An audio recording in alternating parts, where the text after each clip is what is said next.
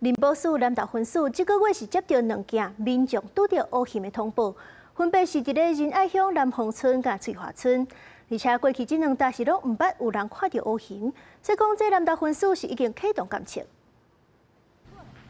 村民暗时去村市水港，意外发现有乌熊出现。台湾的熊飞，哇，我都有熊。这个月7日，南投仁爱南丰村的村民看到乌熊出现，乌熊看到人也马上闪走。另外，车衫伫仁爱翠华村，也有部落民众发现乌熊出现伫北港溪水头的荷花。他就在颠簸那边走来走去，差不多一段时间就往森林里面走，就是怕他们饲养的一些鸡鸭啦，一些东西，就是讲说会不会遭到破坏这个问题而已。仁爱乡南丰村跟翠华村这2个地点都是首次接获民众目击回报。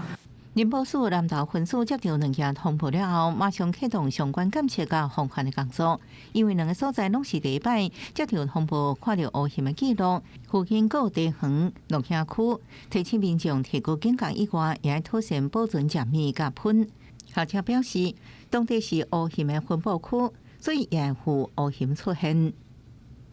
它是熊的潜在分布地，所以其实仁爱那个地区都还算是有熊分布的范围，只不过可能相对的数量比较少，因为很少看到，所以我觉得因为过往都没有什么资料，后续持续的加强监测其实是需要的。